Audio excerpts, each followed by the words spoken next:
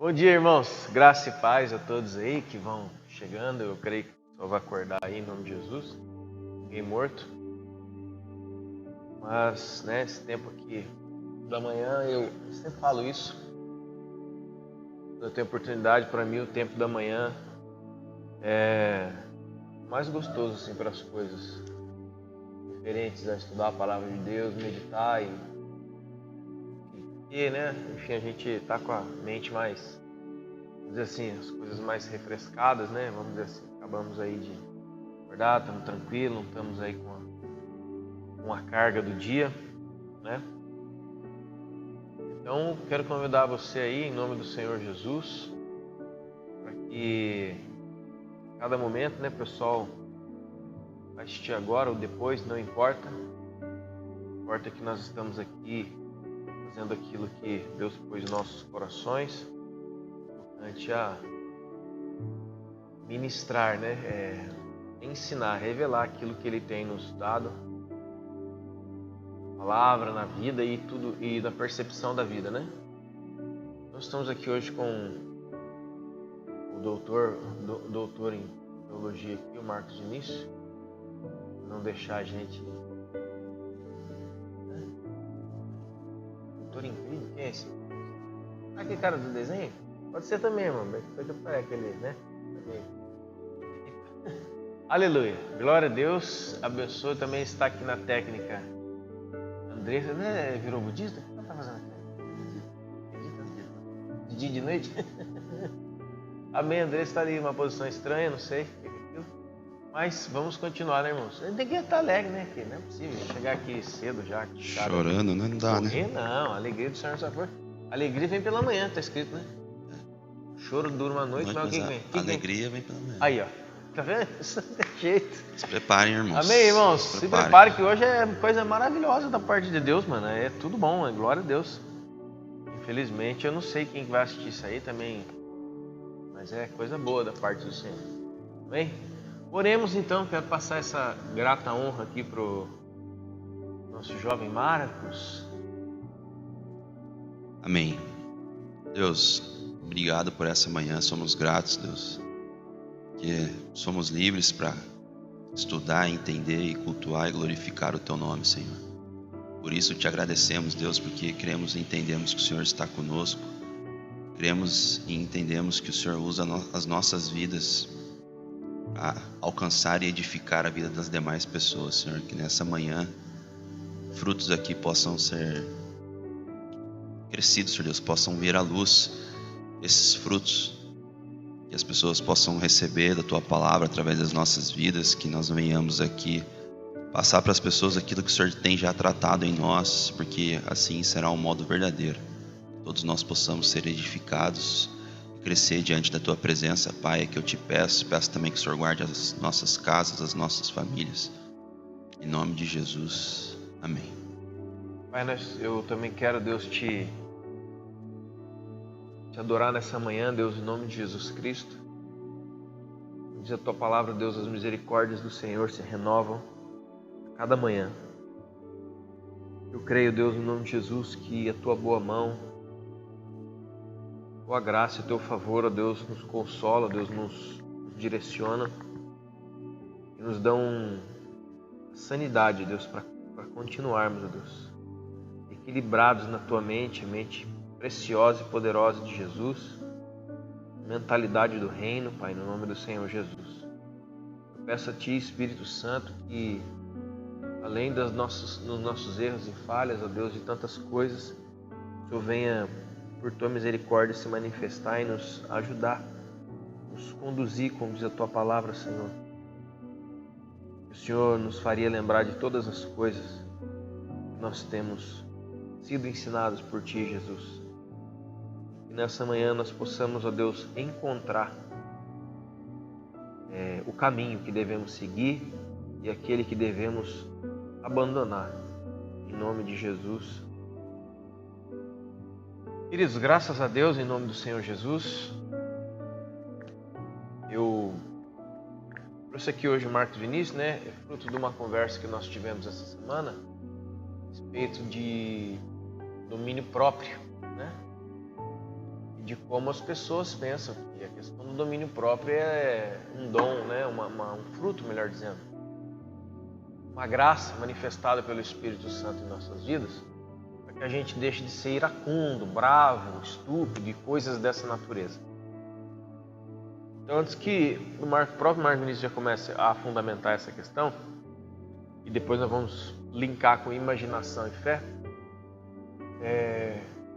dizer que é muito mais além, né? Muito, infinitamente mais além do que algum tipo de trava de Deus para a gente deixar de ser arrogante, estúpido e grosseiro com as pessoas. Então, e também já dizer de antemão que eu não acredito nessa história de Deus vai me usar do jeito que eu sou assim há 50 anos, 1000 anos, e Deus vai me usar assim. Olha, irmão, Deus usa mula, Deus usa o diabo. A questão não é Deus vai usar você assim. Acho que tem muita coisa em cima de Deus vai me usar ou Deus não vai me usar. Olha, irmãos, nós não somos chamados para ser ferramenta de Deus, né? Chave de fenda de Deus. Mas sim, nós somos chamados para sermos filhos, cooperadores da obra dele. Então, acho que existe muita preocupação em se Deus vai me usar ou não. Olha, se é essa questão, Deus usa o diabo até hoje. Deus usa Satanás, cara. Então não é por aí, sabe? A sua preocupação, vamos dizer assim, a respeito de pensar sobre isso. Mas aquele que é aprovado por Deus, aquele que é agradável ao Senhor. Não aquele que é usado ou não é usado. Porque senão o que acontece? A gente pensa que é o pensamento, infelizmente, de muitos, né? O Espírito Santo, que o Senhor, que o reino de Deus, quando vem, praticamente ele não altera você. Você pode ser o cão chupando manga que for, não, ele vai... Ou seja, parece que o reino de Deus e a realidade de Jesus Cristo veio fazer uma adição na sua vida. Deus não veio adicionar nada e não veio fazer parte de nada já existente. Se existe alguma coisa na minha e na sua vida, o reino de Deus vem, ele destrói tudo e põe aquilo que, segundo o reino de Deus, segundo a palavra de Jesus, tem que ser. Então, todos nós que estamos aqui, você que está na sua casa, todos nós estamos nesse processo, nessa luta. Qual é? A morte do eu. A desintegração de tudo que se conhece como o cristiano que nasceu da Vera e do seu Zé Benedito. Para que nós possamos, eu, Marco Vinícius, Andressa e todos vocês, nos tornarmos aquilo que Deus criou. Esse é o grande processo que é chamado de santificação. Mas eu vou passar aqui para o Marcos para fazer a fundamentação na Escritura, que nós possamos estudar. Amém? Amém. Então, irmãos, como o Cristo estava falando, só para talvez fazer um acréscimo, eu acho que parece que quando nós falamos do Espírito Santo, parece que quando nós falamos da conversão, talvez tenha se tornado algo tão banal, né? E antes que a pessoa, talvez os irmãos escandalizem com a palavra banal significa normal, né? Quer dizer, você tomar água é algo banal, enfim. E parece que se tornou algo tão banal nós dizermos que somos cristãos, nós nos convertemos. E isso cada vez pior, eu acredito, conforme você não vai vivendo segundo as Escrituras e continua dentro da igreja. E depois parece que quanto mais tempo você está dentro da igreja, mais banal as coisas vão ficando, né? E às vezes chegam pessoas novas que estão caminhando, que estão buscando, que estão como você era no início, né? Como eu era no início da minha conversão, e você até se sente mal às vezes, ou você fala, primeiro amor, daqui a pouco apaga, né? É para passar também. E isso é muito complicado, né? Porque, como o Cristo falou, a transformação do cristianismo, ela vem de dentro para fora. Ela é nunca de fora para dentro. Então, ou seja, ele não quer que você, até porque Jesus mesmo disse, né, que se você tiver pensamentos pecaminosos, você já adulterou com a mulher, né, acerca disso. Se você falar na sua mente, você tiver feito algum mal pro seu irmão, você já o matou, né. Então, ou seja, não adianta nada por fora você tá com a mão para trás, né, como tem uns irmãos aí que falam, né, põe a garrinha para trás, sendo que na sua mente você tá matando ele, você tá, né, desejando, você tá tendo algum tipo de pensamento pecaminoso. Então, ou seja, seria inviável, acho que seria incabível acharmos que, quando nós falamos do fruto do Espírito, quando nós falamos da transformação, da metanoia, da metamorfose, dizer que ela é algo externo que vem, né, internamente. Não, é algo internamente que transborda. A sua mentalidade ela vai mudar, seus pensamentos elas vão mudar, e assim as suas atitudes irão mudar. As suas atitudes não devem mudar, seus pensamentos continuarem os mesmos, porque a sua essência ainda estará errada. E Deus saberá, irmãos, que você, né, ainda está pecando, você ainda não foi transformado, e você logo vai perceber que isso terá consequências na sua vida. Mas nessa conversa que nós tivemos, que gerou todo esse entendimento, eu estava lendo, até recomendo aos irmãos urgentemente, diria até, o livro Cultura da Honra, Dan Silk. É um livro muito bom, um livro que vai de encontro com a realidade que nós vivemos aqui na igreja, aquilo que entendemos. É óbvio que não 100%, que ele não é a Bíblia, mas é um livro onde que você consegue ter todo um fundamento, ter um crescimento espiritual através dele. E conversando aqui, eu gostaria de ler, né, para a gente, como o Cris falou, dar uma base aí, que é Gálatas 5, né, a partir do 22, acho que né, a gente não vai falar do fruto da carne hoje especificamente, mas sim do fruto do Espírito, que é isso que nós devemos buscar. Da carne já está aí, já é fácil. Gálatas 5, do 22 em diante. Entretanto, o fruto do Espírito é amor, alegria, paz, paciência, benignidade, bondade, fidelidade, mansidão e domínio próprio. Contra essas virtudes não há lei. Os que pertencem a Cristo Jesus crucificaram a carne com suas paixões e os seus desejos. Se vivemos pelo Espírito, andemos de igual modo sob a direção do Espírito. Não nos tornemos arrogantes, provocando-nos uns aos outros e tendo inveja uns dos outros. Estava conversando com o Cris essa semana, uma conversa muito produtiva, principalmente acerca do domínio próprio. E como foi dito aqui, mas vale um reforço, né? Domínio próprio, muitas vezes a gente pensa que é isso, né? Eu passo no bar, não tenho mais vontade de beber. Minha esposa briga comigo, não tenho vontade de agredi-la. E o pessoal briga comigo no trânsito, eu dou tchau ao invés de parar o carro e querer brigar. Às vezes a gente se limita o domínio próprio a isso, né? Barreiras, a coleira e a corrente que o Espírito Santo coloca no nosso pescoço, amarrando a gente, né?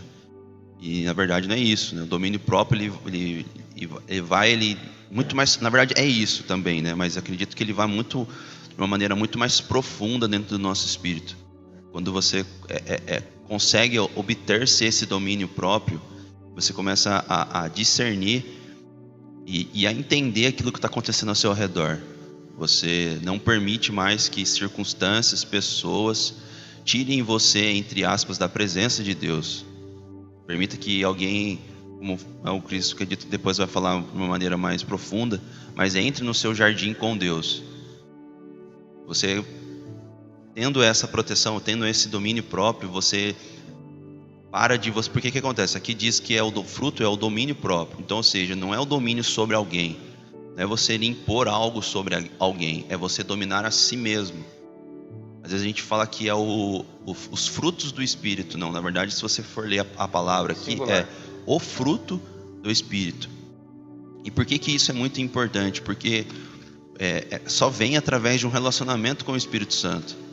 Você não acorda num dia e ele já está em você, você já é um cara.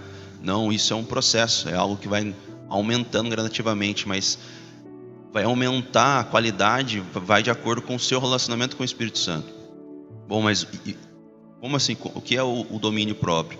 A gente pode analisar algumas outras opções, mas indo nessa questão da praticidade, é quando você começa a entender que 95% das coisas que acontecem na sua vida vai depender de nós mesmos, vai depender de você mesmo. Porque você dominando a si mesmo, você cria uma, entre aspas, irmãos, eu não estou querendo aqui também, né, vamos deixar claro, porque às vezes as pessoas utilizam, né, as frases fora de contexto. Mas não é que você não depende mais de uma comunhão, de uma relação, não é isso. Mas é que você começa a entender que se aquilo ali não acontecer, você precisa caminhar. Se o pastor não vem na minha casa, então agora eu não vou mais na igreja. não leio mais a Bíblia. Então estou de quarentena, não tenho ido no culto, não leio mais a Bíblia, não assisto mais aos cultos, não busco mais a Deus. Então isso é falta de domínio próprio. Você não está buscando aquilo que o Espírito Santo diz que nós devemos buscar. Então o domínio próprio, esse fruto do Espírito, né, uma das consequências do fruto do Espírito é esse domínio próprio. Você dominar a si mesmo, você cria uma independência no que diz respeito a você mesmo buscar. Porque, irmãos, a gente gosta tanto de falar que agora nós não precisamos de sacerdote. Nós gostamos de falar tanto que a igreja sou eu. A igreja, claro, frases erradíssimas. Mas se você diz isso e você não tem o domínio próprio ao ponto de buscar a Deus sozinho, você está entrando em contradição com você mesmo. Isso eu acho que é o grande problema. Por isso que E analisando esse texto, né, hoje, creio que nós vivemos dentro de uma casa, né, paterna, apostólica e profética, que crê dentro dos 5 ministérios, que se movimenta acerca disso. Se nós não tivermos essa base, esse fundamento que é chamado domínio próprio, com certeza nós não conseguiremos avançar naquilo que Deus tem separado para nós. Porque, por exemplo, irmãos, se a gente for analisar, talvez você olhe a vida de Einstein, por exemplo. Você pode falar, cara, eu jamais vou conseguir desenvolver cálculos matemáticos como ele. Beleza. Sei lá, você olha Da Vinci, cara, jamais vou conseguir pintar como ele. Um atleta, Michael Jordan, cara, jamais vou conseguir jogar um basquete igual ao Michael Jordan. Mas se, por exemplo, se algo sobrenatural acontecesse na sua vida, tipo aqueles filmes, né?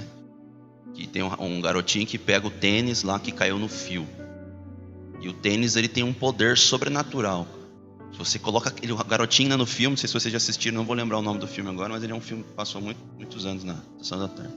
Você coloca aquele tênis e, cara, aquilo ali ele mexe com você e do nada você começa a acertar cestas de 3, golzinho, começa a jogar identicamente ao Michael Jordan. Cara, você dorme e quando você acorda no outro dia de forma sobrenatural, você fala, cara, eu preciso escrever esses negócios que estão vindo na minha cabeça. Você começa a elaborar cálculos matemáticos. Se isso acontecesse, algo sobrenatural acontecesse na sua vida, e você adquirisse essas habilidades, aquilo que deixa eles, né, essa individualidade que eles possuíam, acontecesse sobre você, você com certeza falaria, cara, agora eu com certeza vou conseguir jogar na NBA. Agora com certeza eu vou conseguir fazer uma engenharia, com certeza eu vou conseguir criar coisas, eu vou conseguir. Por quê? Porque agora eu possuo a habilidade deles. Eu possuo essa individualidade, esse dom que eles tinham, agora eu possuo também. Eu acordei, eu achei o tênis, eu coloquei, eu adquiri essa habilidade. Então, ou seja, se você adquirisse isso de forma sobrenatural, as mesmas habilidades que eles possuíam, você conseguiria fazer as coisas que ele fazia. Irmãos, e por que quando nós falamos de Deus, nós não somos dessa mesma maneira? Porque Jesus nos disse que nós recebemos, nós somos templo do Espírito Santo. Toda vez que nós nos convertemos, nós recebemos algo de forma sobrenatural. Esquece o sobrenatural de Hollywood. Esquece o sobrenatural que já solta raio pela mão. Esquece o sobrenatural que voa. Esquece esse sobrenatural. Esse sobrenatural é o que foi nos imposto na nossa mente. Nós queremos, às vezes, isso dentro da igreja. Eu quero que Jesus apareça como um anjo de luz. Eu quero que o teto fique pegando fogo. Isso é visão de Hollywood. Talvez fosse mais interessante, né? Tipo um Constantines, né? Arma, tiro para tudo que é lado, não acontecesse nada. Talvez. Mas isso é uma mentira, irmãos. Sabe, nós somos alimentados dia após dia com mentira e nós nos esquecemos da realidade sobrenatural. Mas onde eu queria chegar? Da mesma maneira que eu e você, se recebêssemos essas habilidades que essas pessoas que eu falei aqui tinham, nós seríamos capazes de realizar as coisas que eles realizaram. Nós também, irmãos, recebemos o Espírito de Deus. Então, ou seja, nós podemos realizar as coisas que Jesus realizou. Jesus mesmo disse que nós faríamos obras semelhantes às dele e ainda obras maiores. Sabe, esse versículo, como o Cristo fala aqui, e a cada dia eu concordo mais com ele. E, cara, esse versículo ele não deveria, né, para o nosso bem, né, para o nosso conforto do nosso corpo, da nossa carne, ele não deveria estar escrito na Bíblia, né? Mas ele está, irmãos. E, cara, isso tem que ser confrontante com você. Tem que ser algo que te tire a sua cadeira, aquele cara que te tira da sua zona de conforto, porque, cara, obras maiores que Jesus, o que é que você tem feito, cara? O básico que é ler a Bíblia, muitos não têm feito. Live de cantor aí tá show de bola, mas ler a Bíblia, buscar algum... Cara, eu tenho dificuldade em ler, mas o que não falta é conteúdo bom, de pessoas que dedicam as suas vidas em buscar algo para Deus. E pode estar dando para você de mão beijada, você só você buscar, só você usar a ferramenta da maneira correta. Então, o domínio próprio, ele é isso. Você saber que você carrega o Espírito Santo consigo mesmo, você é templo do Espírito Santo. Saber que você pode realizar as coisas, realizar obras semelhantes a de Jesus e ainda maiores que as dele. Então, você não permitir que outras pessoas entrem no seu jardim com Deus. Ah, mas meu jardim com Deus sou eu e a minha esposa. Então, aí a hora que a sua esposa briga com você, você rompe seu relacionamento com Deus. Vira um inferno. Vira um inferno, exatamente, vira um inferno na sua casa. Meu jardim sou eu e meu filho. Aí seu filho também começa a ficar na sua casa agora por causa da quarentena. Você não aguenta mais ele, tá louco para expulsar ele do jardim. Então não se trata disso. E não é porque eles não estão no jardim que você não os ama. Uma coisa não tem a ver com outra. Mas sabe, o nosso relacionamento com Deus tem que ser acima de todas essas coisas. Jesus mesmo disse isso. Se você não me amar acima de todas as coisas, então não tem parte comigo. Então busque esse fruto do Espírito acerca do domínio próprio, para que ele carregue você para onde você deve ir. Você tenha esse autodomínio, essa mente, cara, eu posso fazer isso. Cara, o que ele está falando não é a minha realidade, não sou eu, não tem por que eu entrar na dele, não tem por que eu me abalar as circunstâncias, não tem por que me abalar, porque eu tenho o domínio próprio, eu carrego o fruto do Espírito.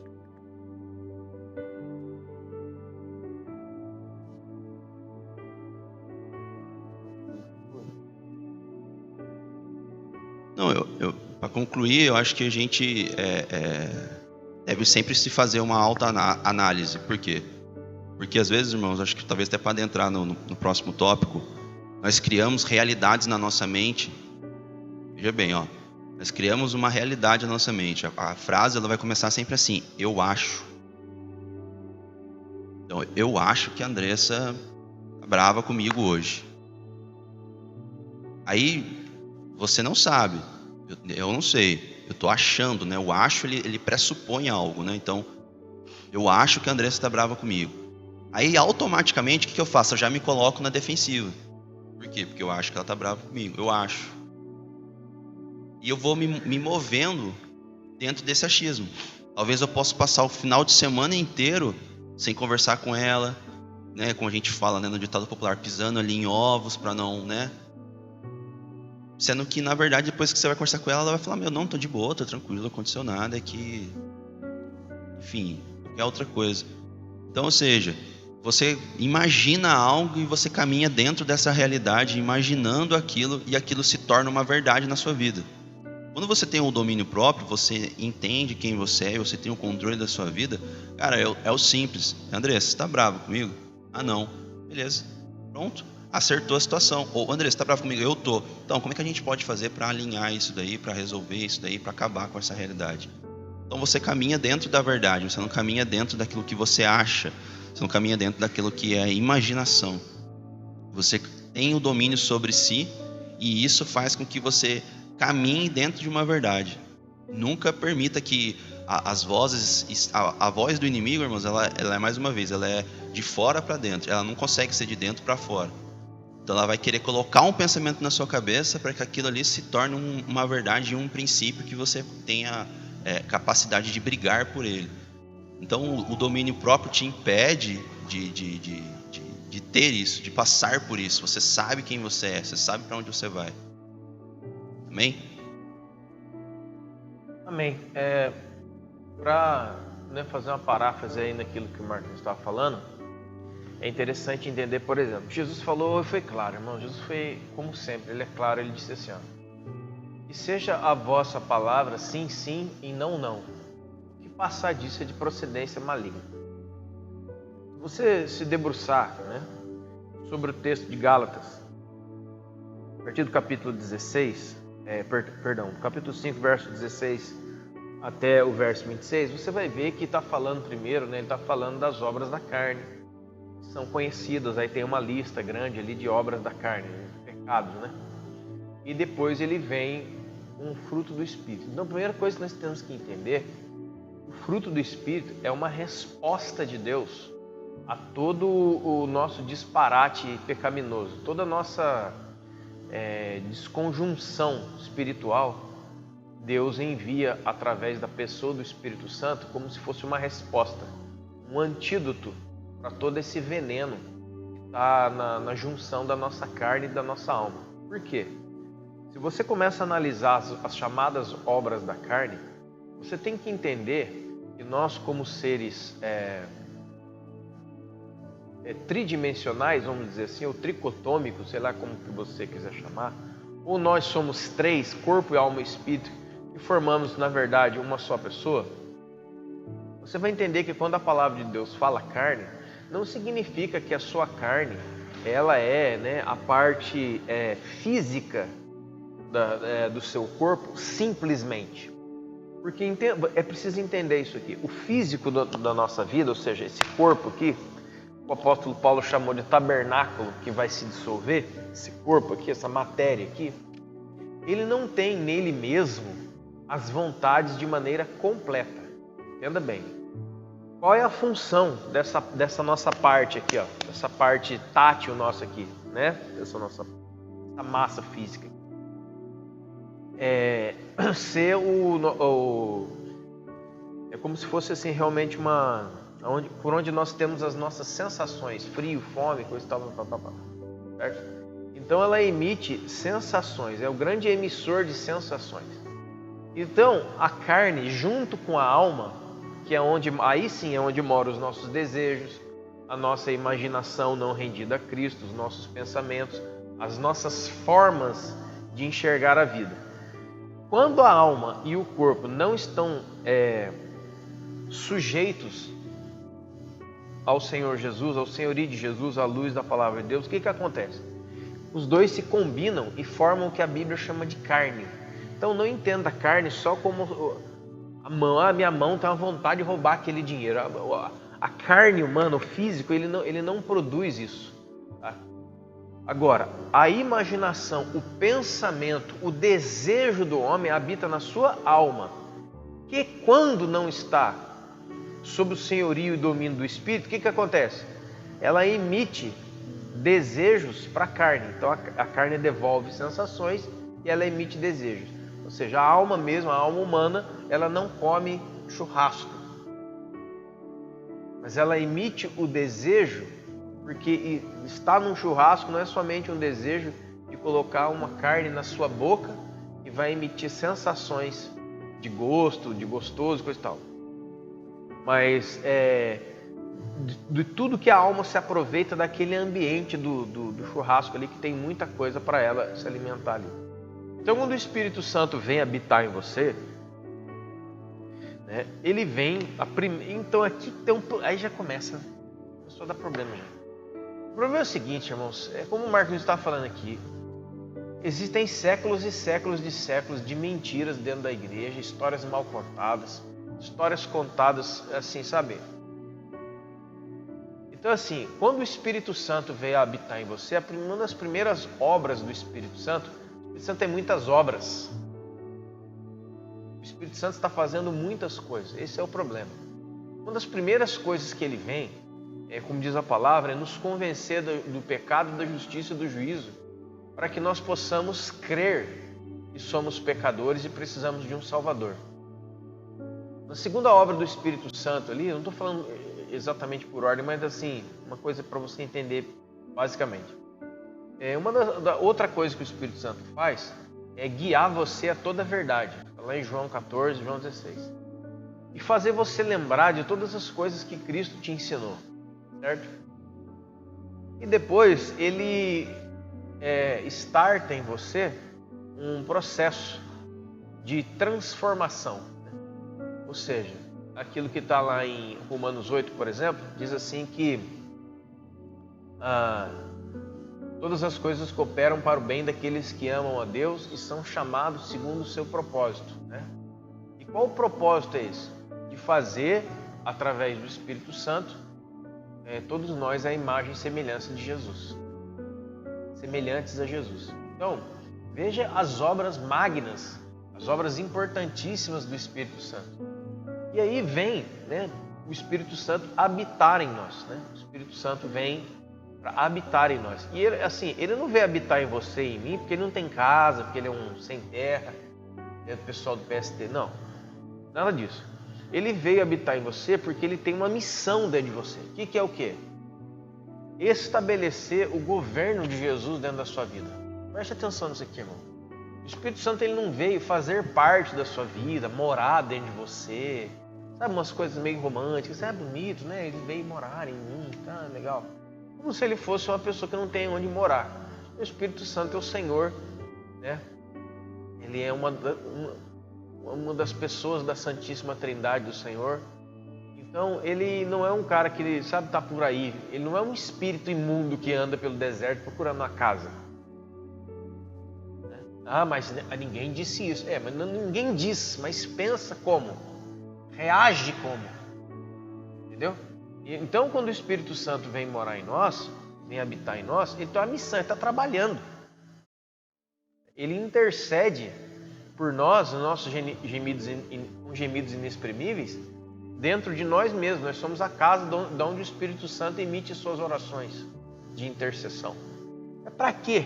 Para que a gente seja um sucesso. Não.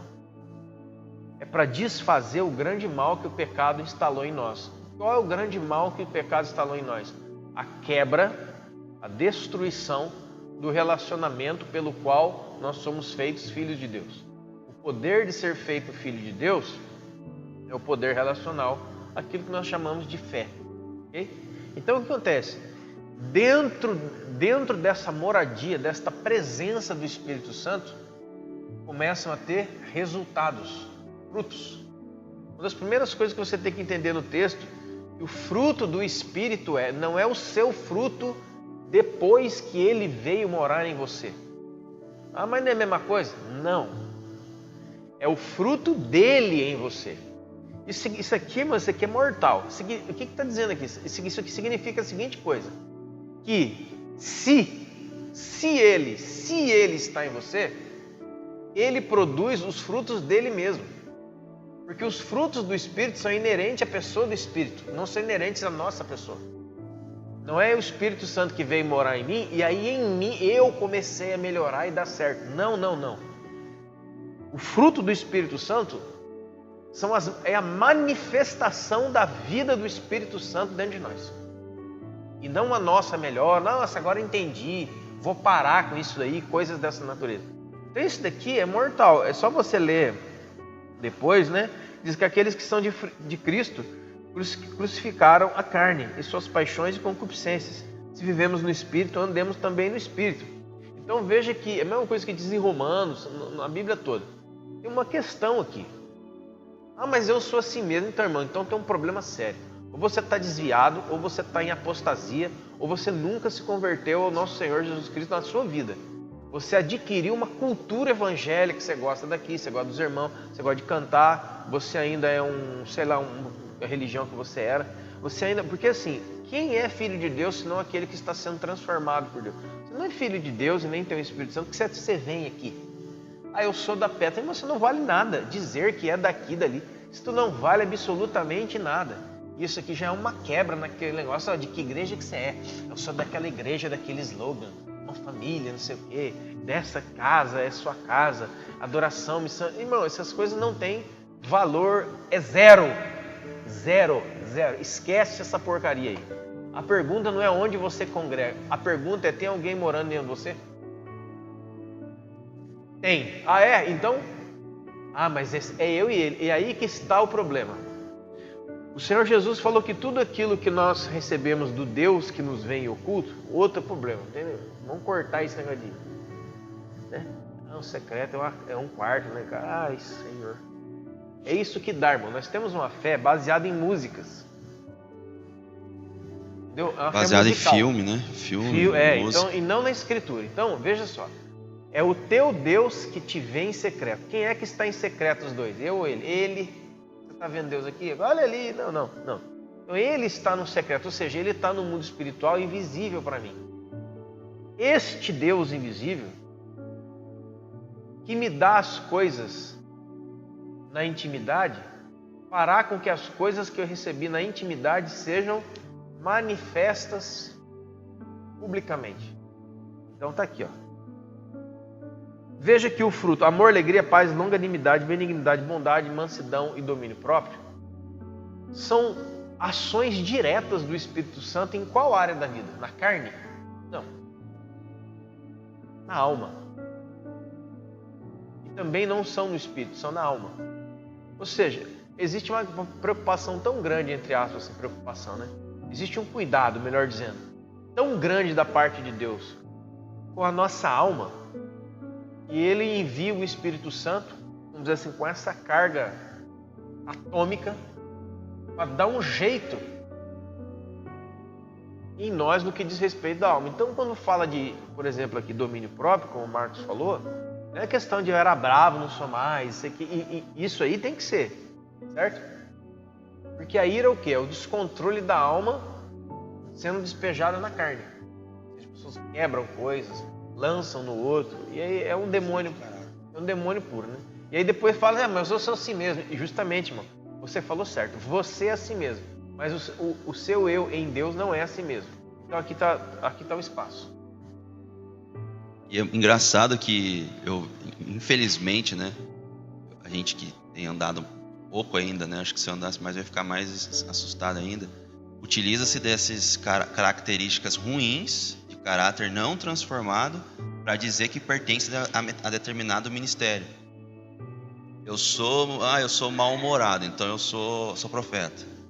Eu sou um cara que sou grosso. O mal-humorado é o mestre. É o mestre. O mestre, o mal-humorado. É o sem educação, estúpido e arrogante. Eu falo na cara, eu não sei que eu não tenho controle de mim mesmo, então por isso eu sou... Sabe como é que chama isso aí? Mentira do Satanás. Eu gosto de falar o resto já. É mentira do Satanás, mano.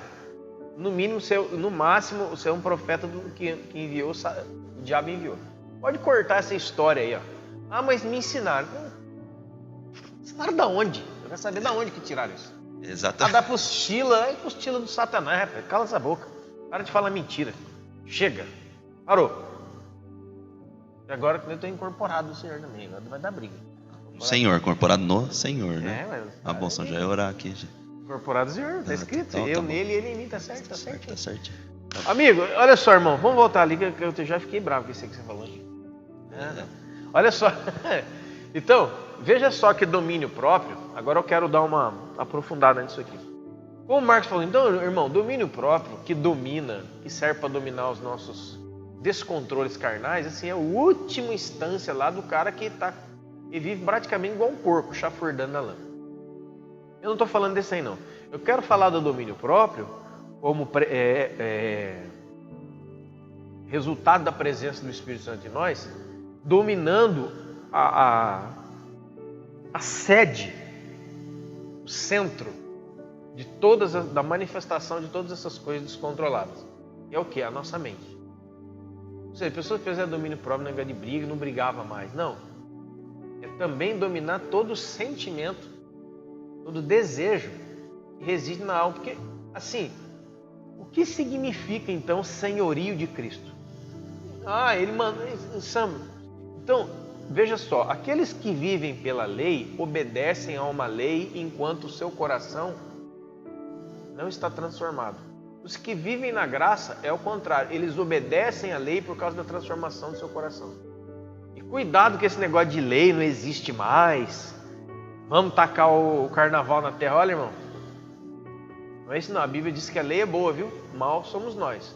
Então não confunda, aí eu vou ter que fazer uma aulinha aqui sobre lei, tipos de lei, né? Porque aqui me consta, não matarás, está em vigência. Inclusive quando Jesus veio, né, irmãos, ele piora, entre aspas, as coisas para o nosso entendimento. Ele coloca a lei na profundidade que ela realmente tem. Você ouviu o que foi dito aos antigos, ou seja, aqueles que viviam debaixo de uma ordenança simplesmente? não matarás, não adulterarás. Em verdade vos digo, que se você já deseja mal contra o seu irmão, você já assassinou ele. E se você tem pensamentos impuros a respeito de alguém, você já adulterou com ele. Ou seja, Jesus vem dar a profundidade total da lei, que não eram mandamentos escritos na parede. Olha, irmão, faça aí. Um exemplo, né, irmão? Assim, ó, vem varrer a igreja. O cara vem com 7 demônios dentro dele. Ele está obedecendo a uma ordem, mas o seu interior é demoníaco. Era melhor diante de Deus que não viesse varrer nada, porque endemoniou o ambiente. Então, é importante entender este aspecto da questão do domínio próprio, que é um resultado da presença de Deus, gerada pelo próprio Espírito em nós, para dominar, para estabelecer governo mesmo. Aqui tem que dominar, aqui tem que ser dominado aqui, por Cristo. E não assim, porque as pessoas pensam que a mente de Cristo é uma mente que fica dando ideias que você concorda ou não. O Espírito Santo vem te dar uma ideia, olha, você tem que perdoar isso aí. Ah, então deixa eu analisar aqui, peraí. Bom que o Espírito Santo já deu a opinião dele. Cara, entenda só, irmão, Deus não dá opiniões. A mente, grave isso, a mente de Jesus Cristo nunca opina nada. Deus somente decreta, Ele ordena, Ele dá o comando das coisas. A partir do momento que Deus te deu um comando, você não fez, imediatamente você se encontra em pecado declarado e rebelião declarada. Porque Deus te falou e você fica dando um dia, sei lá, deixa eu ver se eu vou fazer. Não sei se eu vou fazer isso, rebelde. Isso é coisa de rebelde. Exatamente, porque a gente não entende que isso é um mandamento, é uma ordem. A gente acha que Deus sugere algo. Na verdade, vou escrever aqui, Deus jamais sugere. Deus não sugere algo, né? Deus ele nos coloca, ele nos dá ordem. E isso acontece porque talvez nós estamos estruturados dentro de uma cultura onde talvez nós tenhamos sido ensinados a não obedecer os nossos pais, né? Os nossos pais. O reino de Deus não é democrático. Exato. Ele tem um rei. Não tem aquele, como é que é a casa dos cabeças lá? O congresso, não, irmão. Deus falou, e ponto final. Exatamente. Acho que a gente tem esse grande problema de é que o meu pai fala que eu vou fazer, mas eu não vou fazer não. Às vezes você vê isso na criança, você fala, filho, pega ali, vai, faz aquilo ali, vai ali. Eu falo, eu não vou não. E não vai. Aí hoje, talvez, né, óbvio, ninguém é tão maluco ao ponto de sair batendo, derrubando tudo, quebrando. Você tem uma conversa e as coisas se alinham, mas esse é o nosso relacionamento dentro da nossa limitação da carne. Deus não trabalha assim, irmãos. Uma coisa que eu aprendi, é simples, mas é muito profundo. Deus não está nem aí para aquilo que a gente acha. Eu acho que não, cara. Deus ele não está nem aí para aquilo que a gente acha. Quantos estão felizes? É de outro lugar. Então, aqui eu até vou ler esse pedaço aqui, que eu acho isso aqui muito interessante, que é em Provérbios 16:32, me veio aqui na mente. Muito melhor é o homem paciente que o guerreiro. Mais vale controlar as emoções e os ímpetos do que conquistar toda uma cidade. Às vezes a gente é um cara impaciente, né? Essa é boa. Mas melhor é o homem paciente que o guerreiro. Mais vale controlar as emoções do que os ímpetos, né? E do que conquistar toda uma cidade. Então, ou seja, é melhor que você controle a si mesmo do que você alcance objetivos externos. Às vezes a gente tem sido, né, bombardeado por circunstâncias, por pessoas, né? Uma nova onda se levanta onde nós temos que conquistar coisas externas. Deixa eu falar uma coisa sobre isso, cara. Esse texto é tremendo. Fala que melhor é o homem que conquista a si mesmo, domina a si mesmo, que aquele que conquista uma cidade. Sabe o que é isso? Cara, você falou um negócio muito louco. Irmão, todo o tratado do Espírito Santo é de dentro para fora. Porque Deus, ele não veio em Cristo resgatar suas posses, a herança da tua avó, teu carro e os teus desejos de ter coisas deste mundo. As coisas desse mundo, diz a palavra de Deus, são passageiras. As coisas que dão para a eternidade são o nosso espírito, certo? Então o que está falando nesse versículo aqui que você acabou de ler? Está falando a seguinte coisa, que E o ser humano, ele é tão matreiro, ele é tão pilantrinha, que ele descobriu uma coisa: aonde a carne e a alma do ser humano, sem o governo de Cristo, está apontado? Aquilo que é externo. Diametralmente contrário ao ensino do Evangelho de Nosso Senhor Jesus Cristo, onde o apóstolo Paulo, por exemplo, diz assim: ninguém mais conhecemos segundo a carne. E até Cristo se conhece segundo a carne, eu não conheço mais assim. Ou seja, o apóstolo Paulo está colocando o ponto da Bíblia que diz assim: nós somos seres que fomos criados por Deus, caímos e Ele nos resgatou em Cristo Jesus, para o louvor da sua glória, para o conhecimento da sua pessoa eternamente, vivendo eternamente para Ele e por Ele. Ótimo, então tá bom. Aí vem o espírito desse mundo. E Efésios capítulo 2 diz que é o espírito do erro, é o espírito que conduz ao erro e nos torna filhos de Satanás. É só você ler lá, irmão. É só ler.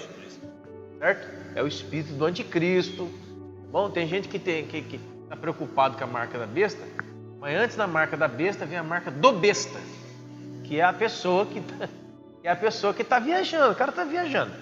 A maionese. Então entenda bem. O espírito desse mundo, o espírito de Cristo, ele já entendeu isso aí. Então, onde está a nossa maior luta? Você que é um filho de Deus, você sabe o que eu estou falando. Onde residem as nossas maiores lutas? Na nossa alma. Em colocar tudo que nós queremos da vida, do nosso entendimento da vida, debaixo do propósito eterno de Deus, que é anterior a nós, é eterno. Aí o que acontece? Mais poderoso maior mais, enfim, aquele que domina a si mesmo do que o que domina uma cidade, que conquista uma cidade. Só que nós, na vida normal, observamos o quê? Aquilo que é externo, como eu falei. A grande maioria das pessoas descontroladas e descompensadas podem ser grandes vitoriosos externamente.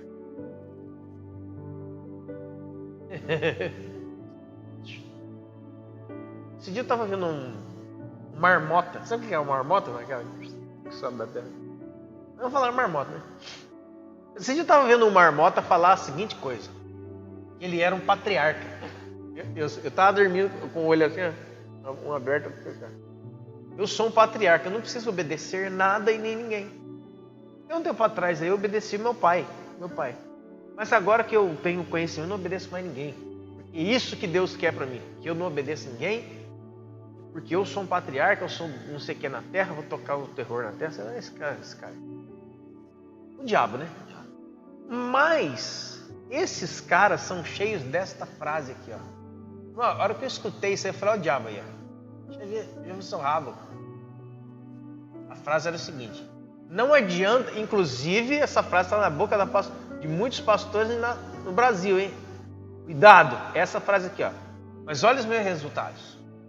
Você está falando isso daí de mim? As pessoas estão falando de mim agora? Pode falar, isso aí é truque mental. Pode falar o que for dentro de mim que você quiser, porque é só comparar eu e você. Olha os meus resultados. Do que essa pessoa está falando? Olha quanto que eu tenho no banco. Olha o meu carro e onde eu moro. Cadê seu carro? Onde você mora? Quanto você tem no banco? Ah, você tem menos do que eu, né? Significa o quê? Que você é menor e que a turma tem que obedecer eu. Irmão, é exatamente o que Satanás falou para Jesus no deserto. E a turma...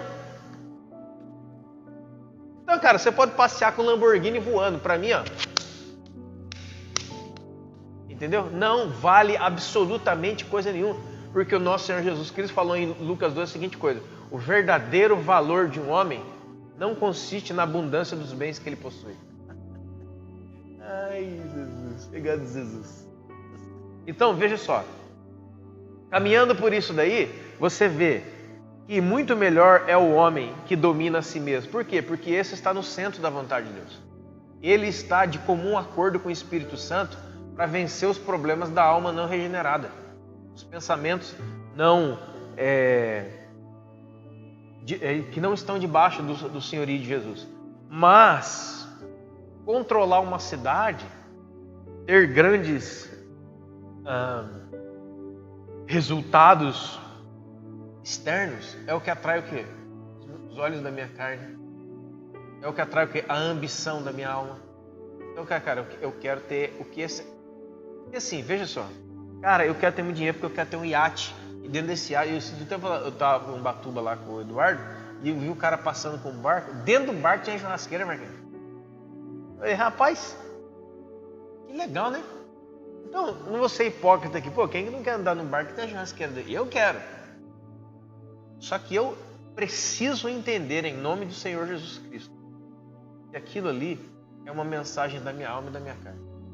O espírito que está conectado, escuta isso aqui, ó. O espírito que está conectado a Cristo, de nada se aproveita de um barco com churrasqueira dentro. Nada. Também nós não vamos distorcer o evangelho, aqui naquele não vai se tornar um objetivo de vida, né? Onde nós vamos fazer o quê? Não, nem que eu tenha que distorcer o evangelho, nós vamos alcançar o barco. Nós vamos alcançar um prédio maior, nós vamos alcançar mais propriedades.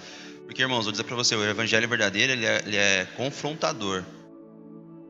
Ele nos leva a um lugar onde nós não queríamos na carne, na alma. Por isso que fala que o espírito, ele guerreia contra a carne. E a carne contra o espírito, né? E tem aquela grande... o leão, são dois leões brigando. Quem é que vai vencer? Aquele que você alimentar mais.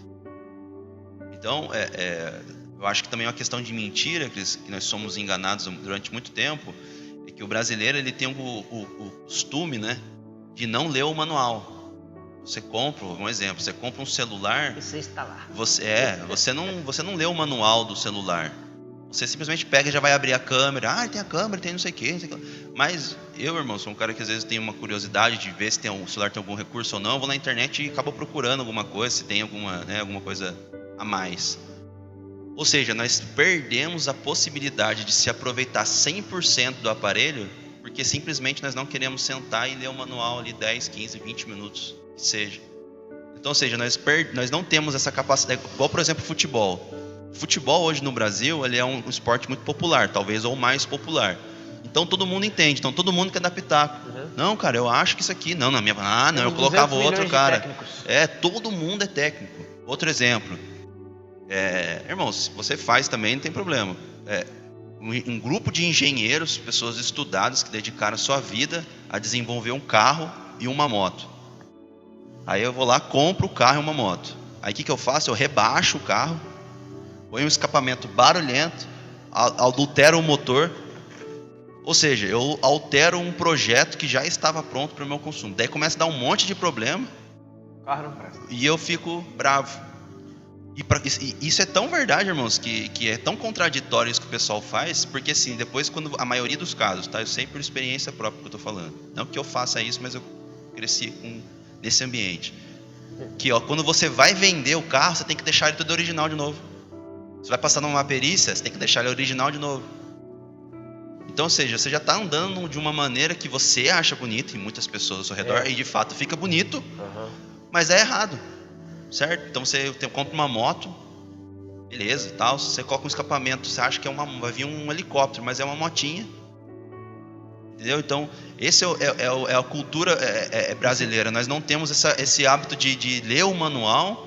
A turma quer tunar a igreja. Quer tunar a igreja. Quer rebaixar a igreja. Exatamente. O pessoal quer tunar a igreja. Escapamento na igreja. Quer pôr escapamento barulhento, coiote, não sei o que, suspensão a ar, aí não dá certo, luzes, som alto. A igreja não presta. Entendeu?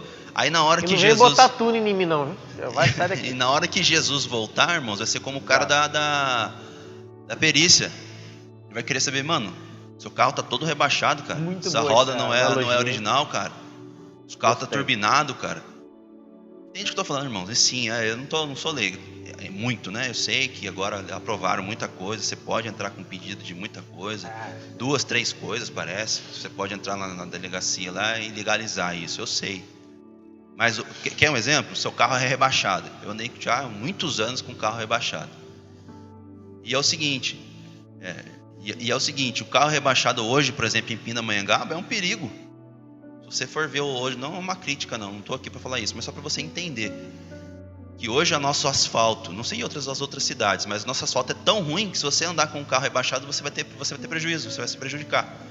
Por Porque você não está andando com o carro original da maneira que ele é. Se você estivesse andando com o seu carro original, você estaria tranquilo e desviado dos buracos, mas essas emendas você passaria por cima.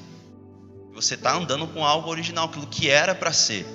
Agora, quando você faz alterações, você altera o projeto original daquilo, você está sujeito a ter eu já vi N coisas, até carro pegar fogo, irmãos. Já viu perder o carro. Eu também já vi isso aí. Então, às vezes a gente que investe mais no som do que no próprio carro, por exemplo.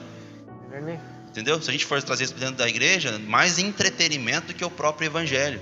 O cara está andando com um carro, não vou dizer carro porque eu até gosto de carro antigo, mas um carro regaçado, a lataria toda zoada, o carro todo amassado, mas o som do cara vale 10 mil reais. Ou às vezes o som do cara vale mais que o próprio carro dele. Eu acho incrível. Eu falo, irmão, mas peraí, cara, você não... Vamos falar um pouco de Bíblia, que nós estamos falando muito. Só ficar bravo depois. Fica bravo, né? Eu tenho que ouvir essa. Primeira carta do apóstolo Paulo aos Coríntios, no capítulo 2. Amém? Só para nós botar um pouco de escritura aí para você ver. Esse texto aqui é um dos textos que eu amo quando eu estou falando a respeito das coisas de Deus. São coisas seríssimas, né? Porque as pessoas pensam que a gente está falando aqui porque a gente está com raiva de fulano, a gente está com raiva de ciclano. Não estou com raiva de ninguém, cara. A questão é o seguinte: uma coisa que eu tenho raiva não é da pessoa em si, mas com certeza do ensino que ele propaga, com certeza. Daí eu não tenho raiva, eu tenho ódio. Entendeu? Por quê? Porque aquilo ali não dá para a eternidade de Jesus. O apóstolo Paulo diz em 1 Coríntios capítulo 15, 19: se esperarmos em Cristo somente nessa vida, somos os mais miseráveis de todos os homens. Há um ensino pesado e poderoso na igreja há muitos anos já, centenas de anos, que nós devemos realmente esperar tudo que Deus tem para fazer nessa terra. E aí, junto com a alma não regenerada, com a alma não subjugada a Jesus, vai dar no quê? O tal do resultado que eu tenho comparado com o resultado que você tem, uma observância do que você tem na sua casa. Qual que é a sua televisão? A minha é de 70 polegadas, tá vendo? Entendeu? Então significa o quê? Deus está comigo e não está com você. Eu já entendi mais de Deus, você nem entendeu. Mas vamos na palavra, né, irmão? Olha, aqui, ó. Esse texto aqui eu amo. 1 Coríntios, capítulo 2.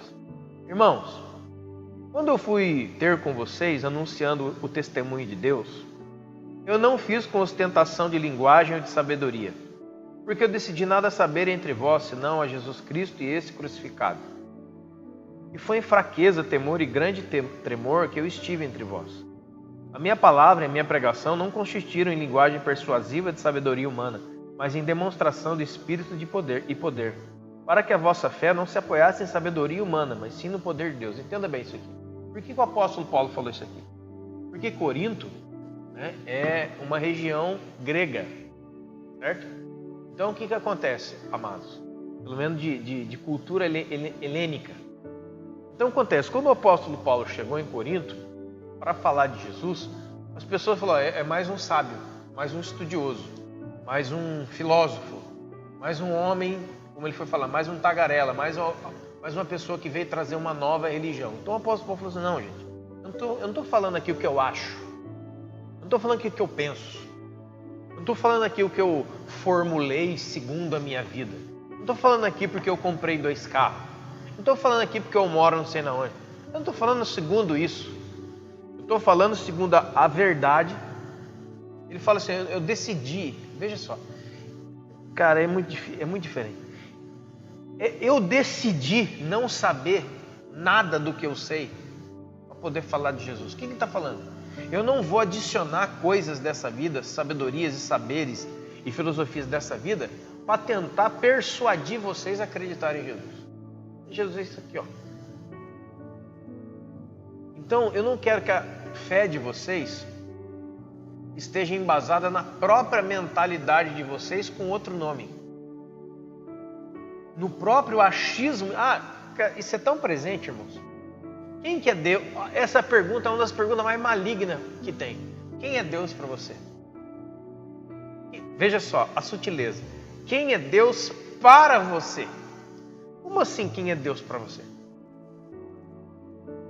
Dentro dessa frase aí, dentro dessa pergunta, está embutida a seguinte coisa: segundo a experiência, segundo aquilo que é sensorial, segundo aquilo que é o seu pensamento, segundo aquilo que você experimentou, quem é Deus?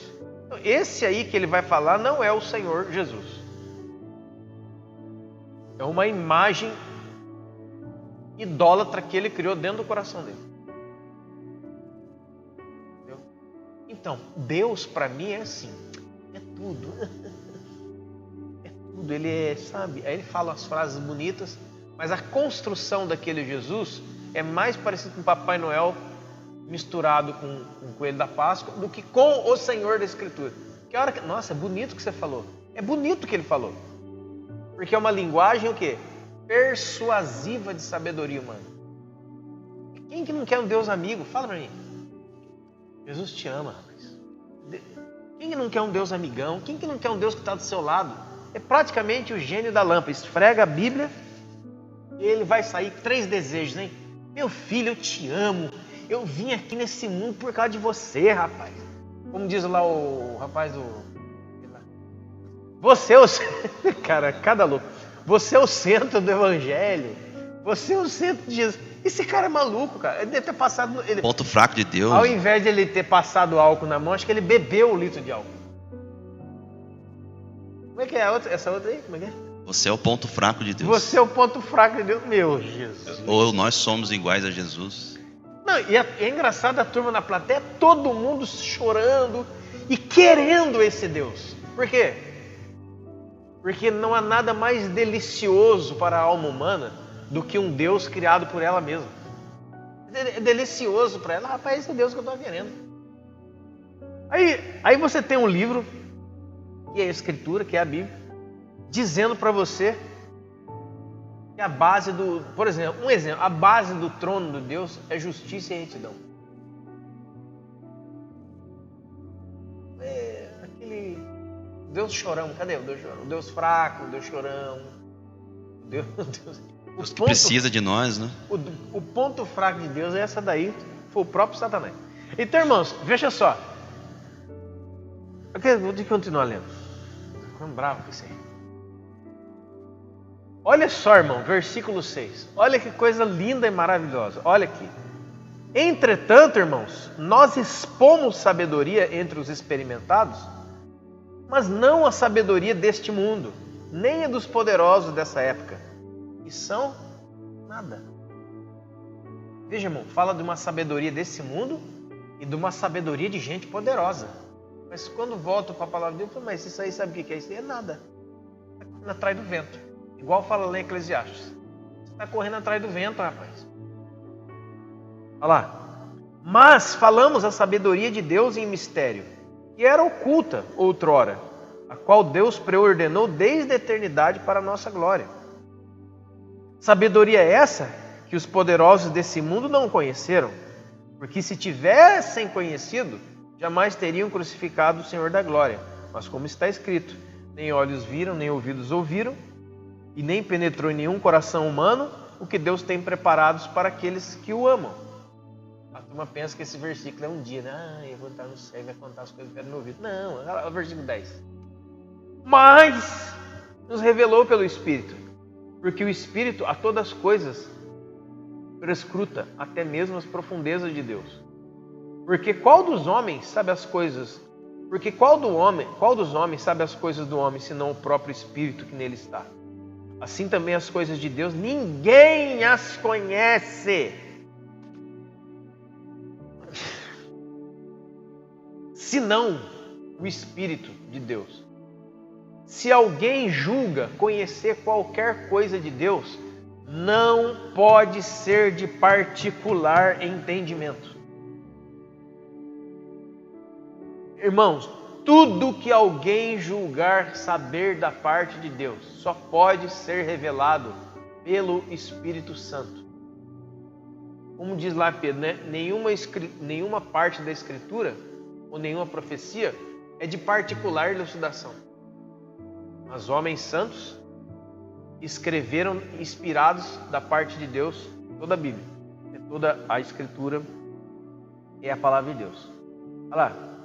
Ora, Nós não temos recebido o espírito desse mundo, e sim o espírito que vem de Deus, para que conheçamos o que por Deus não foi dado gratuitamente.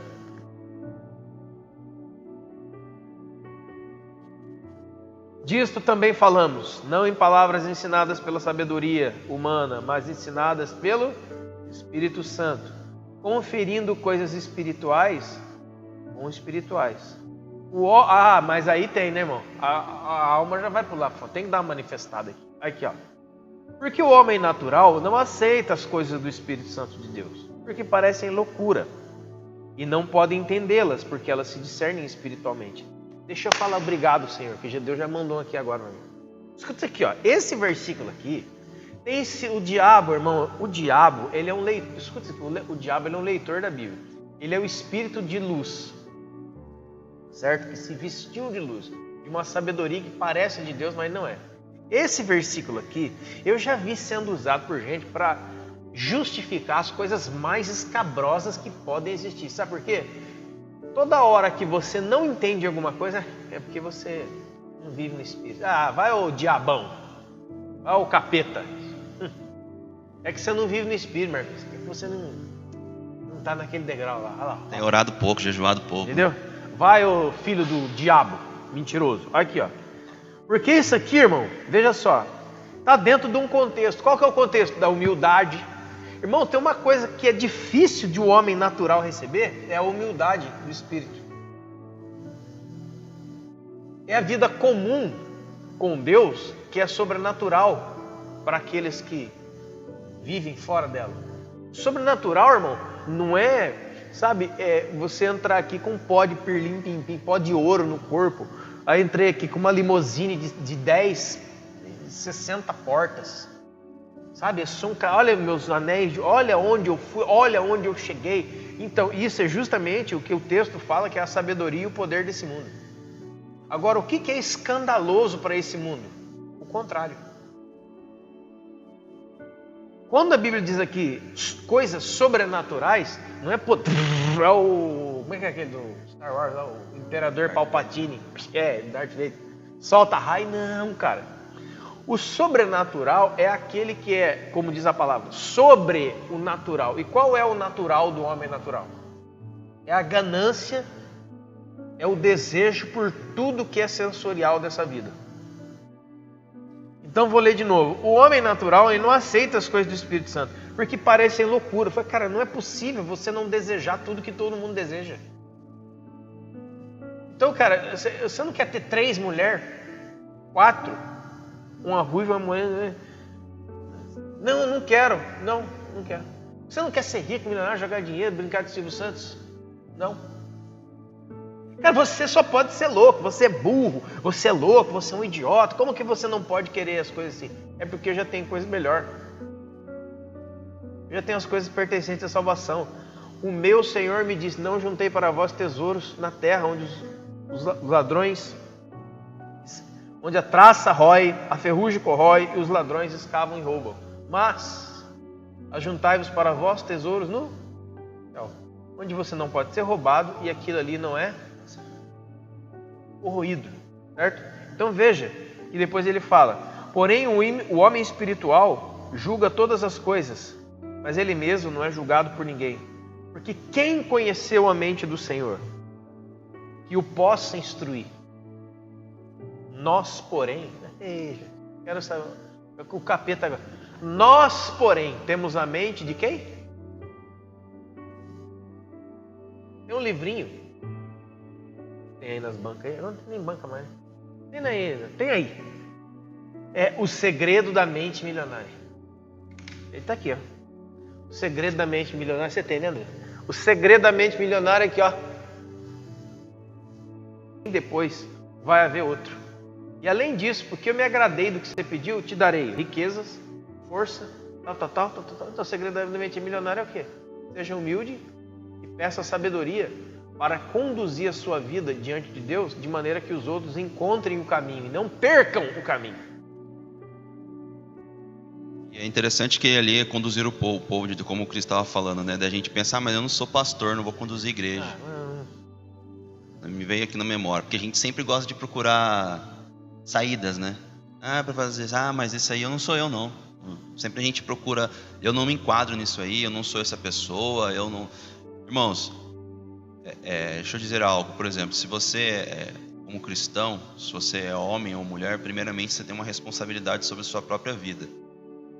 Eu acredito, na sua grande maioria, não, né, generalizando, mas o homem será casado e logo ele terá responsabilidades como marido e posteriormente como pai.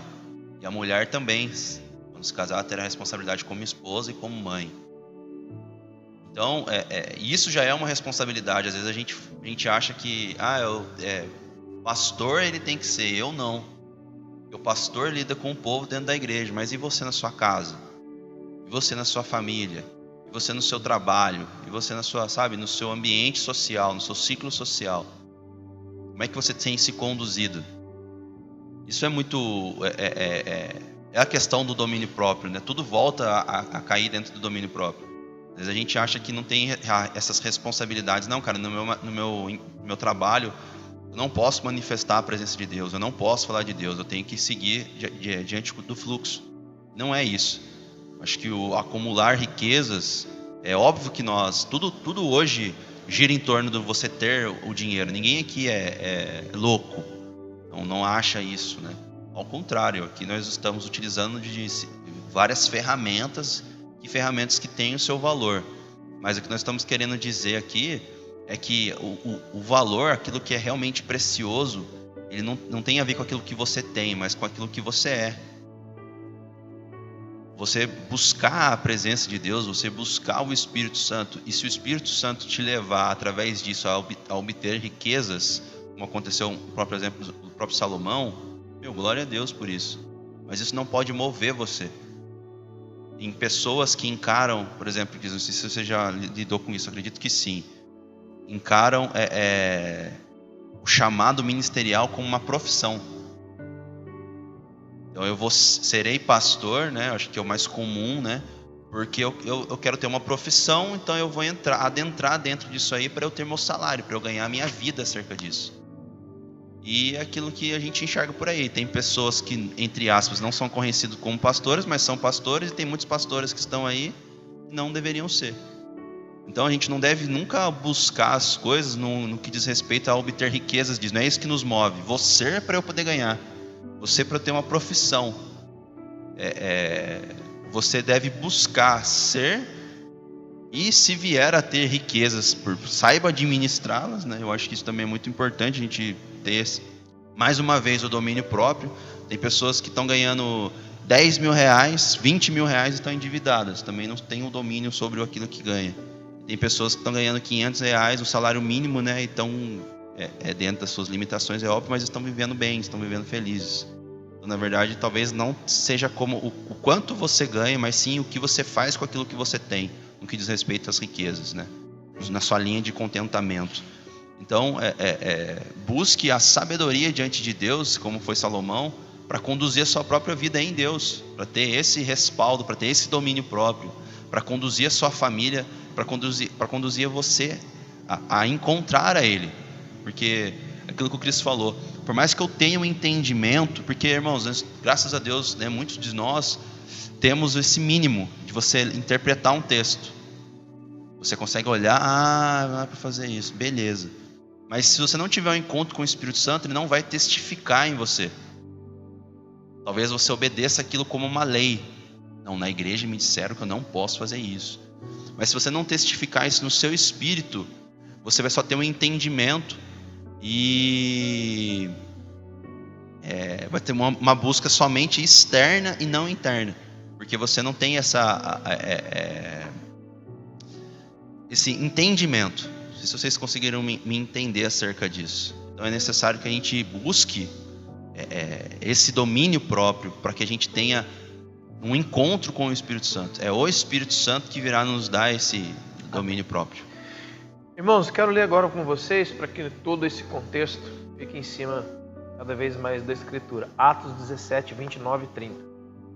Sendo, pois, geração de Deus, não devemos pensar que a divindade é semelhante ao ouro, à prata ou à pedra, trabalhados pela arte e imaginação do homem. Deus não levou em conta os tempos da ignorância. Agora, pois, notifica aos homens em toda parte que se arrependam. Os tempos da ignorância, primeira coisa, irmão, contexto. Os tempos da ignorância que está sendo falado aqui era justamente o tempo no qual você fazia exatamente isso daqui, ó. Pegando a passagem que ele introduziu a respeito do domínio próprio e essa aqui, agora vamos juntar as duas coisas e você vai ver esse resultado aqui, ó. O que acontece? Está falando aqui de um dos principais lugares da nossa vida, um dos principais reações da nossa alma, chamada a imaginação, entendeu? Essa arte, como diz aqui, essa arte de construir coisas, certo?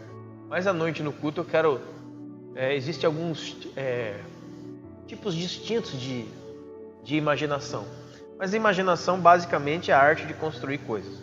E a imaginação do homem aqui no contexto construiu para eles, no caso aqui, a idolatria, né? Que foi manifestada, melhor dizendo, foi manifestada em imagens de escultura naquela época, certo? Mas, como diz o mandamento, não fará para ti imagem alguma, não significa que você e eu nos tornaríamos artífices de construir realmente uma esculturazinha lá na sua casa, criar um nicho e colocar lá e adorar. Mas qualquer tipo de projeção que não venha da fé.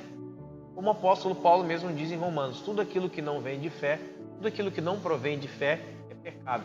Tudo aquilo que não provém do seu conhecimento, do seu relacionamento com Jesus, automaticamente entrou em rota de colisão contra ele mesmo. Então ele fala aqui da arte imaginária do homem. Então, construindo o quê? Pensamentos sobre Deus, construindo imagens sobre Deus, construindo conceitos que Deus não tem, construindo o pensamento do outro e tantas coisas dessa natureza. Aí o que acontece?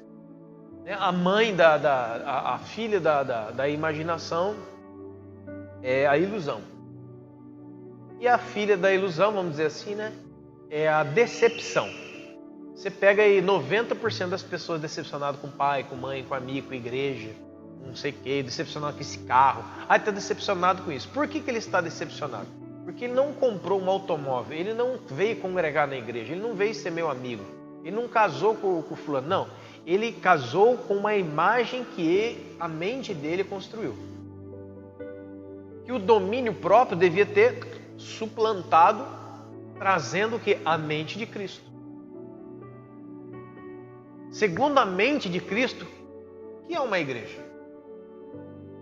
O que eu devo esperar da igreja segundo a mente de Cristo? Eu devo esperar alguma coisa de alguém? Ou segundo a mente de Cristo, eu já vou para o relacionamento no modo ofertar? Ou seja, a minha vida é uma oferta diante de Deus para você, para que Deus construa em você aquilo que Ele quer. Então, eu já entro no relacionamento disposto a perder, a sofrer, porque eu tenho a mente de Cristo dentro de mim. Ou será que eu estou nessa relação? É o seguinte, pessoal, me sirvam, eu quero que tudo... Olha, nada pode dar errado para mim aqui, senão eu vou embora, eu me separo, eu brigo, eu fico de mal. Então, veja só, o tempo da ignorância é justamente o tempo em que a nossa imaginação, a nossa mente, sem ser governada por Jesus, criava tudo. Veja, irmãos, no dia da criação, lá em Gênesis capítulo 1, em qual dia o homem foi formado?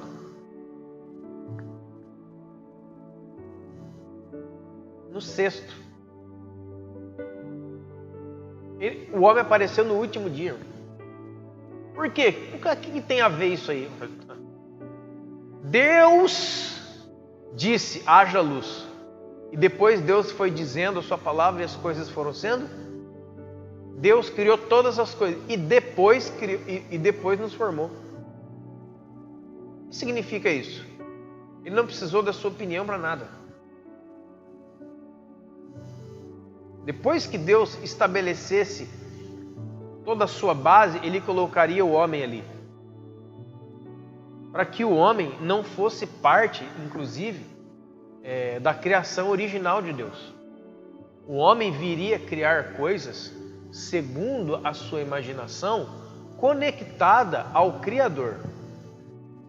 Ou seja, como Deus continuaria criando segundo o mandato cultural lá de Gênesis, capítulo 1. Deus continuaria criando na terra através da nossa imaginação, porque nós estaríamos em perfeita sintonia e comunhão com Deus, e não apartados de Deus, depois de Gênesis capítulo 3. Quando Deus fala para Adão dar um nome para os animais, Deus já tinha criado os animais, mas eles ainda não tinham nome, tá vendo? Olha a parceria. E através da imaginação que estava no homem, mas era fruto de uma conexão perfeita com o Criador, Deus continuaria fazendo. O pecado rompeu isso daí, mas o homem continuou dando nome para as coisas. Então ele chama, desculpa a expressão, ele chama gostar de amor.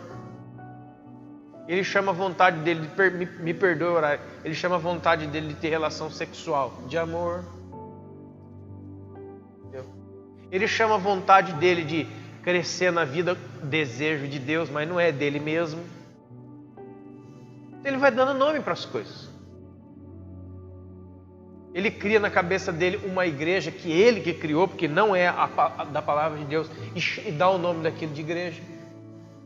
Dá o nome daquilo de crente, dá o nome daquilo de amor, dá o nome, ele vai dando conceitos próprios, segundo a sua imaginação caída, não conectada. Então, aí te faz entender, né, que aquilo que nós concordarmos na terra é ligado no céu, e que a razão da nossa fé é trazer a existência, não um reino que nós imaginamos, mas um reino que já existe, e onde já é feita toda a vontade de Deus. E não um reino que eu encasquetei na minha cabeça e coloquei. Deixa eu só passar mais 2 textos aqui para você entender esse lance da imaginação. Veja só, Provérbios 18:11. Os bens do rico são cidade forte, segundo ele imagina a muralha da sua proteção. Mas o Salmo 127 diz que se o Senhor não edificar a casa, em vão trabalha os que edificam. Se o Senhor não guarda a cidade, em vão vigia o sentinela. Está falando da vida total dependência do Senhor. Mas aqui diz que a imaginação pessoal, ou seja, a mente liberada e desgovernada com o poder imaginário, mas não conectada com o Criador, ela diz para você que a sua riqueza é a sua proteção. Exatamente o que o apóstolo Paulo diz lá em Timóteo capítulo 6. Em Timóteo capítulo 6. Avisa os ricos do presente século que não depositem a sua confiança nas riquezas que possuem, mas que confiem em Deus. Mas quem operou aqui? A imaginação dele. Não foi Satanás aqui que está incorporado com o diabo. Não. A própria imaginação humana, sem a aferição do domínio próprio, ela voa demais. Amém? E aqui diz, no Provérbio 23, versículo 7, porque assim como imagina uma pessoa em sua própria alma, assim ela é. E ela diz, come e bebe, mas o teu coração não está contigo. Veja bem, irmão, isso aqui tem um contexto, viu? É Provérbios 23, capítulo, versículo número 7, 4 ao versículo número 7. Qual é o contexto aqui? Ó? Primeiro, está falando de um homem que foi na presença de um governador. E na presença do governador, ele se comportou, de uma autoridade, ele se comportou como um glutão, ou seja, como alguém que não reconhecia o outro. E depois fala, olha, cuidado em apontar a sua vida para as riquezas desse mundo. Cuidado para apontar sua vida para as riquezas desse mundo. Por quê? Aqui, ó. Não te fatigues para ser rico, não aplique nisso a sua inteligência.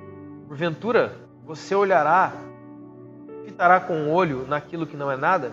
Pois certamente a riqueza fará para si asas, como a águia voa pelos céus. Não coma o pão do invejoso, nem cobice os manjares que ele tem. Porque como imagina em sua alma, assim ele é. Assim ele é. Quem é o sujeito da frase? É o invejoso. Não sou eu. A turma está pegando esse texto aqui, ele está cortando daqui, ó. Assim como você imaginar na sua alma vai acontecer. É que nem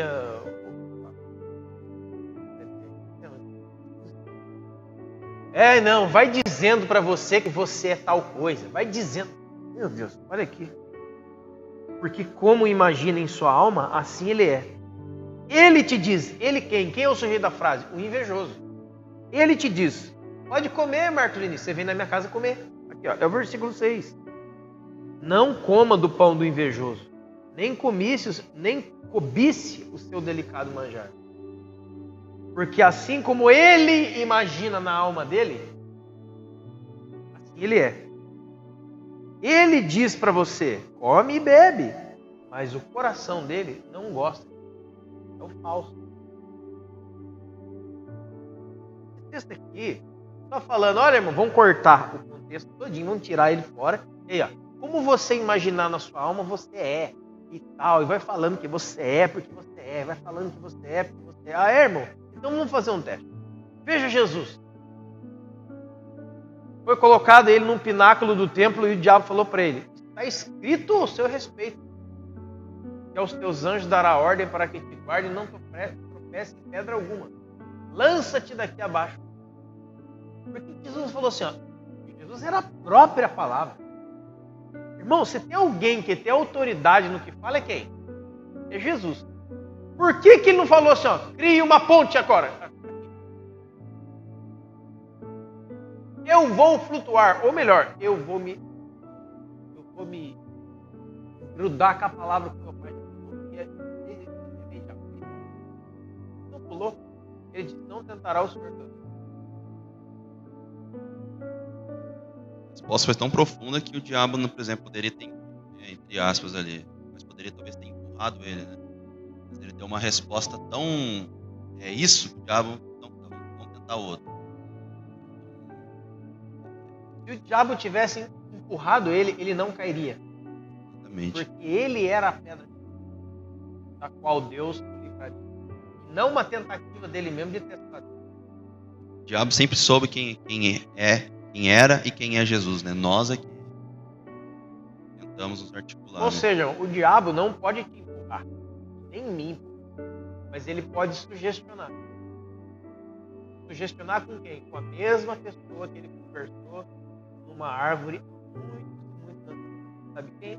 Uma alma que está apartada da plena comunhão com Jesus através da palavra de Deus. Então vamos tomar cuidado com o da asa. Não, porque a nossa imaginação originalmente foi posta para que nós conseguíssemos, que nós pudéssemos conseguir olhar para a majestade e infinita grandeza do nosso Deus, é imaginar o tamanho, o poder, o caráter, a fidelidade e o amor que tem. E através dessa parte da nossa alma conectada com o Criador, com o perfeito que é o Criador, nós pudéssemos trazer à luz toda a continuação do desejo de Deus, que é grandiosíssimo, e não começar a dizer coisas que eu mesmo. É interessante que quando a gente fala da mente de Cristo, talvez a gente fique imaginando alguma coisa, né? Mais uma vez, volta à questão da imaginação. Mas se a gente for olhar o posicionamento de Jesus, né? Ele disse que o menor, para ser o maior, você tem que ser o menor. Né? Eu não vim para governar, mas sim para servir. Apesar de que a palavra servir ela está diretamente relacionada com a questão de governo.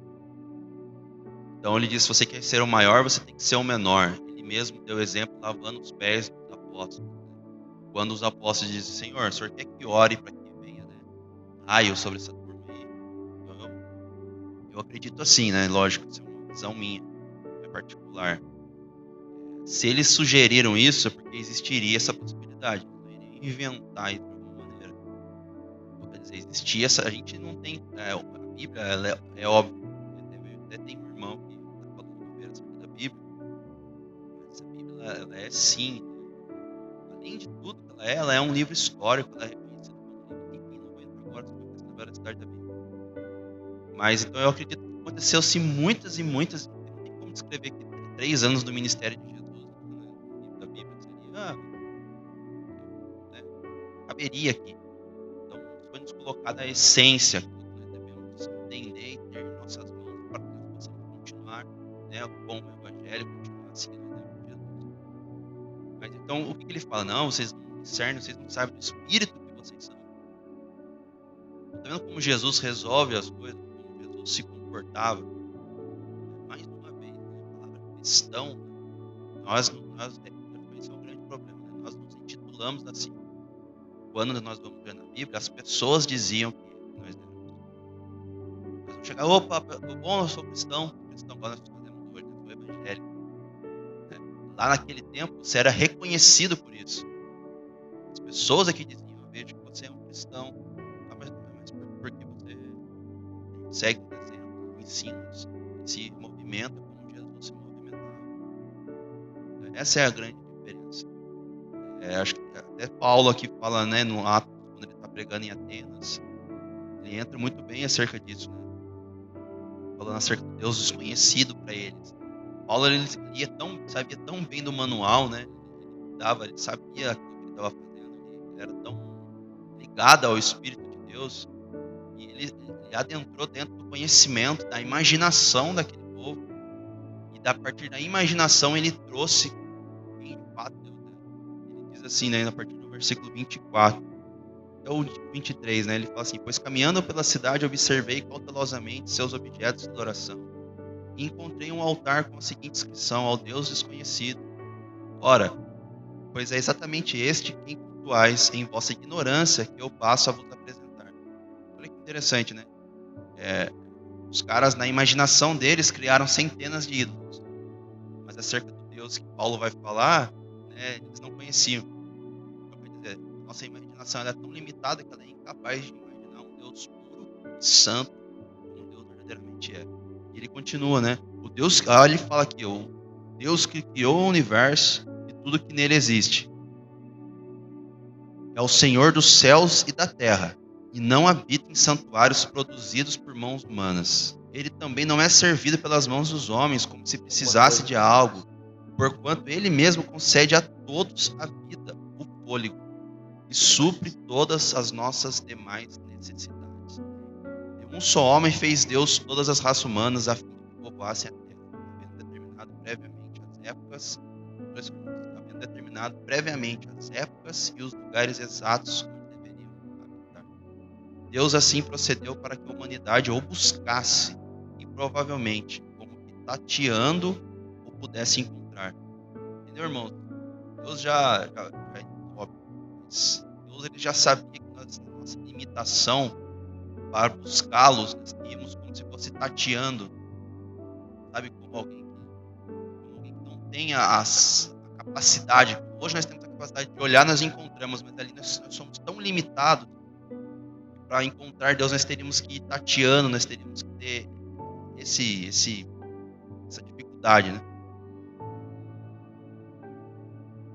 Pois Deus é aqui falando de nós, pois nele vivemos, nos movimentamos e existimos. Como declararam alguns de vossos poetas, porquanto dele também somos descendentes. Portanto, considerando que somos geração de Deus, não devemos acreditar que a divindade possa ser semelhante a uma imagem de ouro, prata ou pedra esculpida pela arte e a idealização humana. Olha isso aqui, irmão. Portanto, considerando que somos geração de Deus, não devemos acreditar que a divindade possa ser semelhante a uma imagem de ouro, prata ou pedra esculpida pela arte e a idealização. Em épocas passadas, Deus nos levou em conta essa falta de sabedoria. Em épocas passadas, Deus nos levou em conta essa falta de sabedoria. Mas agora ordena que todas as pessoas, em todos os lugares, cheguem ao arrependimento. Porque determinou um dia em que julgará o mundo com rigor e justiça, por meio do homem que era para isso estabeleceu. Quanto a isso, ele deu prova a todos, ao ressuscitá-lo dentre os mortos. Irmãos, Não. O que acontece depois de um ensino como esse, da parte de Deus? É o que acontecia lá.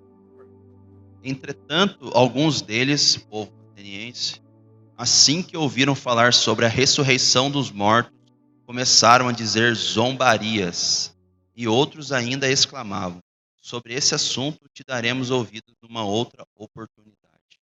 Depois dessas palavras, Paulo se retirou do meio deles.